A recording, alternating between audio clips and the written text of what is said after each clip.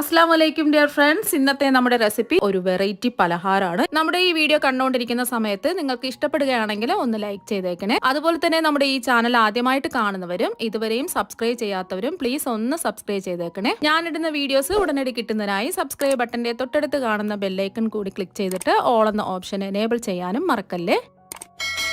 ആദ്യം തന്നെ ഇതിനായിട്ട് ഞാനിവിടെ 6 കുറച്ച് വലുപ്പമുള്ള തക്കാളി ഇതാ എടുത്തിട്ടുണ്ട്. നല്ലതുപോലെ കഴുകി വൃത്തിയാക്കിയിട്ട് വേണം തക്കാളി എടുക്കാനായിട്ട്. അതുപോലെ തന്നെ 6 മുട്ടയും പുഴുങ്ങിയെടുത്തിട്ടുണ്ട്. ഇനി അടുത്തതായിട്ട് നമുക്ക് വേണ്ടത് ഒരു പിടി മല്ലിയിലയാണ്. മല്ലിയില നല്ലോണം കഴുകി വൃത്തിയാക്കിയതായി എടുത്തിട്ടുണ്ട്. ഇനി മിക്സിയിൽ ഒരു ചെറിയ ജാർ എടുക്കുക. ഈ ജാറിലേക്ക് കഴുകി വൃത്തിയാക്കി വെച്ചിരിക്കുന്ന മല്ലിയില ഇട്ട് കൊടുക്കുക. ഇനി ഇതിലേക്ക് ഒരു 5 വെളുത്തുള്ളി അല്ലിയും കൂടി ഇട്ട് കൊടുക്കുക. ഇനി ഇതിലേക്ക് ഇതുപോലെ ചെറിയൊരു കഷ്ണം ഇഞ്ചിയും എരിവിന് വേണ്ടിയിട്ട് 3 മീഡിയം സൈസ് പച്ചമുളകും കൂടി ഇട്ട് കൊടുക്കുക. അധികം എരിവില്ലാത്ത മുളകായതുകൊണ്ടാണ് 3 എടുത്തിട്ടുള്ളത്. എരിവുള്ള മുളകാണെന്നുണ്ടെങ്കിൽ 2 പച്ചമുളക് എടുത്താൽ മതിയാകും. ഇനി ഇതിലേക്ക് ആവശ്യത്തിനുള്ള ഉപ്പിട്ട് കൊടുക്കാം. ഞാനിപ്പോൾ ഒരു 1/4 ടീസ്പൂൺ ഉപ്പാണ് ഇട്ട് കൊടുക്കുന്നത്. നോക്കിയിട്ട് ഉപ്പിന്റെ കുറവാണെന്നുണ്ടെങ്കിൽ പിന്നീട് ഇട്ട് കൊടുത്താൽ മതിയാവും. ഇനി ഇതിലേക്ക് ഒരു മീഡിയം സൈസ് നാരങ്ങയുടെ പകുതി നാരങ്ങ പിഴിഞ്ഞ് ഒഴിച്ചു കൊടുക്കാം. 1 ടീസ്പൂൺ നാരങ്ങ നീരാണ്. ഇനി ഇതിലേക്ക് ഇത് അരച്ചെടുക്കുന്നതിന് ആവശ്യമായ വെള്ളം ഒഴിച്ചു കൊടുക്കാം. ഞാനിപ്പോൾ 1 ടേബിൾ സ്പൂൺ വെള്ളമാണ് ഇതിലേക്ക് ഒഴിച്ചു കൊടുക്കുന്നത്. ഇനി ഇതൊന്ന് അരച്ചെടുക്കാം. ഒരുപാട് അങ്ങ് അരഞ്ഞു പോകരുത്, ചെറിയൊരു രീതിക്ക് അരച്ചെടുക്കാം. ഇപ്പതാ ഇതൊന്ന് അരച്ചെടുത്തിട്ടുണ്ട്. ഈ ഒരു രീതിക്ക് വേണം അരച്ചെടുക്കാനായിട്ട്. ഒരുപാട് അങ്ങ് പേസ്റ്റ് രൂപത്തിൽ അരച്ചെടുക്കരുത്. ഈ ഒരു രീതിക്ക് അരച്ചെടുക്കുക. ഇനി നമ്മൾ എടുത്തു വെച്ച പുഴുങ്ങിയ മുട്ടയിൽ നിന്നും ഒരു മുട്ട അതാ എടുത്തിട്ടുണ്ട്. ഇനി ഇതൊന്ന് 2ആയിട്ട് കട്ട് ചെയ്യാം. ഫുള്ളായിട്ട് അങ്ങ് കട്ട് ചെയ്യരുത്, ഒരു 1/4 ഭാഗത്തോളം കട്ട് ചെയ്യാം. ഈ ഒരു രീതിക്ക് കട്ട് ചെയ്യാം.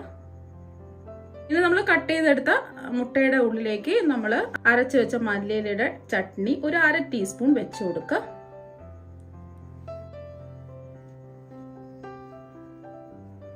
എല്ലാ ഭാഗത്തും ഇങ്ങനെ വെച്ച് ഒന്ന് പ്രസ് ചെയ്ത് കൊടുക്കുക.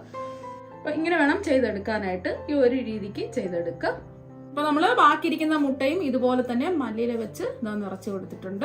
അപ്പൊ നമ്മൾ കഴുകി വൃത്തിയാക്കി വെച്ചിരിക്കുന്ന തക്കാളിയിൽ നിന്നും ഇതാ ഒരു തക്കാളി എടുത്തിട്ടുണ്ട്. ഈ ഭാഗം ഒന്ന് കട്ട് ചെയ്ത് കൊടുക്കുക.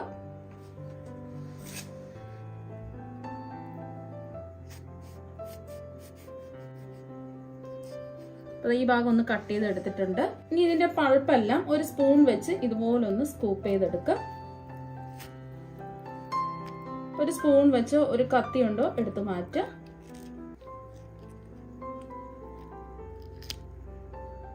ഇതിന്റെ ഉള്ളിലുള്ള ഫുള്ള് പൾപ്പ് നമുക്ക് എടുത്ത് മാറ്റാം.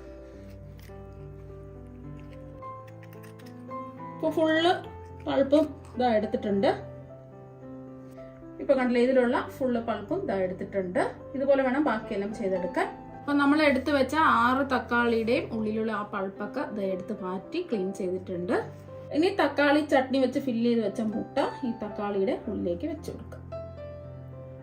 ഈസി ആയിട്ട് ഉള്ളിലേക്ക് വെച്ച് കൊടുത്തിട്ടുണ്ട്. അപ്പൊ ഈ ഒരു രീതിക്ക് ബാക്കിയെല്ലാം നമുക്ക് ചെയ്തെടുക്കാം.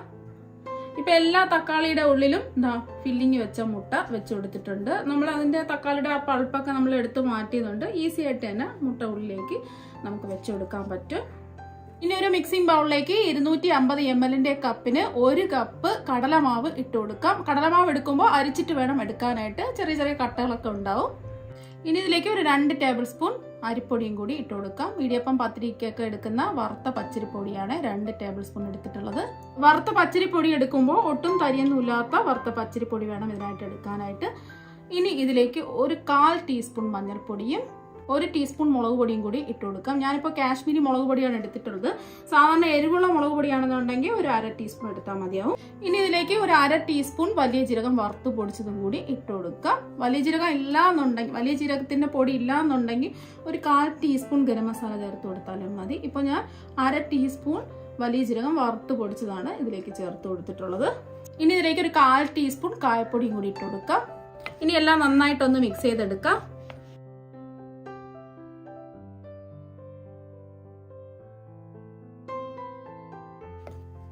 ഇപ്പൊ എല്ലാം നന്നായിട്ട് ഇതാ മിക്സ് ചെയ്തെടുത്തിട്ടുണ്ട്.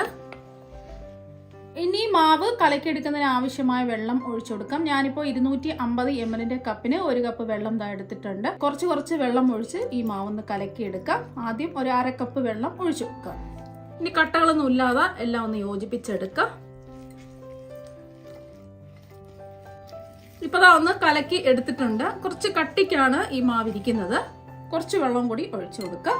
ഇപ്പൊ ഞാൻ വീണ്ടും ഒരു 1/4 കപ്പ് വെള്ളം ഒഴിച്ചു കൊടുക്കുകയാണ്. നമ്മൾ എടുക്കുന്ന കടലമാവിനും അരിപ്പൊടിക്കും അനുസരിച്ച് വെള്ളത്തിന്റെ അളവ് വ്യത്യാസം ഉണ്ടാവും. കട്ടകളില്ലാതെ എല്ലാം ഒന്ന് യോജിപ്പിച്ചെടുക്കാം.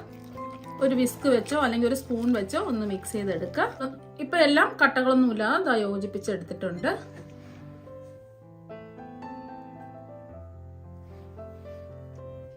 നമ്മൾ ഈ മാവ് സ്പൂൺ കൊണ്ട് ഡിപ്പ് ചെയ്തെടുത്തിട്ട് നോക്കുകയാണെന്നുണ്ടെങ്കിൽ മാവ് സ്പൂണിൽ തന്നെ കോട്ട് ചെയ്തിരിക്കും. ഇതാണ് മാവിന്റെ പരുവം. ഇതുപോലെ കൈ വെച്ച് നോക്കുകയാണെന്നുണ്ടെങ്കിൽ നമുക്ക് മനസ്സിലാക്കാൻ പറ്റും കയ്യിൽ ഇതുപോലെ മാവ് കോട്ട് ചെയ്തിരിക്കുന്നത്. ഇനി ഇതിലേക്ക് ഒരു 1/4 ടീസ്പൂൺ ബേക്കിംഗ് സോഡ ഇട്ട് കൊടുക്കാം. അപ്പത്തേക്ക് എടുക്കുന്ന അപ്പക്കാരോടെ. നമ്മൾ ഇതുവരേക്കും ഉപ്പൊന്നും ചേർത്ത് കൊടുത്തിട്ടില്ല. ഇപ്പോൾ ഞാൻ 1/2 ടീസ്പൂൺ ഉപ്പാണ് ഇതിലേക്ക് ചേർത്ത് കൊടുക്കുന്നത്. ഇനി എല്ലാം നന്നായിട്ടൊന്ന് മിക്സ് ചെയ്തെടുക്കാം. ഇപ്പൊ മിക്സ് ചെയ്തെടുത്തിട്ടുണ്ട്. ഇനി നമ്മൾ തക്കാളി സ്റ്റഫ് ചെയ്ത് വെച്ച മുട്ട ഇതിലേക്ക് ഇട്ട് കൊടുക്കാം. ഇതിന്റെ എല്ലാ ഭാഗത്തും മാവാക്കി കൊടുക്കാം. ഈ മാവിലൊന്ന് ഈ തക്കാളിയും മുട്ടയും ഒന്ന് ഡിപ്പ് ചെയ്തെടുക്കണം. ഈ ഒരു രീതിക്ക് റെഡിയാക്കി എടുക്കുക. അപ്പൊ ഇതുപോലെ മുഴുവൻ ഭാഗവും മാവ് കോട്ട് ചെയ്തിരിക്കണം. ഇനി ചൂടായി കിടക്കുന്ന എണ്ണയിലേക്ക് ഓരോന്നായിട്ട് ഇട്ട് കൊടുക്കുക.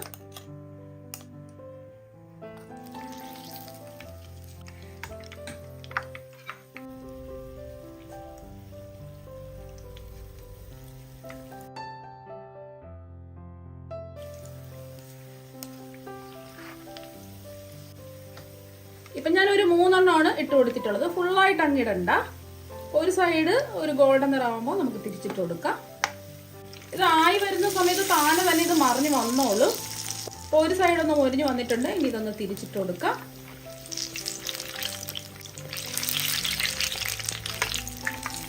രണ്ട് വശവും നല്ലതുപോലെ മൊരിഞ്ഞ് ഒരു ഗോൾഡൻ നിറാവട്ടെ. അപ്പോൾ രണ്ട് വശവും മൊരിഞ്ഞ് നല്ലൊരു ഗോൾഡൻ നിറം ആയിട്ടുണ്ട്. ഇനി നമുക്ക് എണ്ണയിൽ നിന്നും കോരി മാറ്റാം.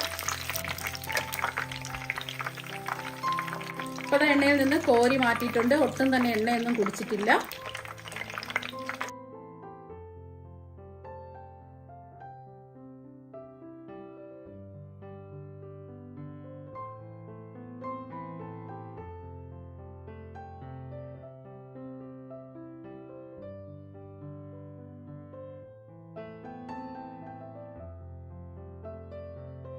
ഇപ്പൊ നമ്മുടെ സ്നാക്സ് ഒക്കെ അവിടെ റെഡി ആയിട്ടുണ്ട്. ഒട്ടും തന്നെ എണ്ണയൊന്നും കുടിച്ചിട്ടില്ല.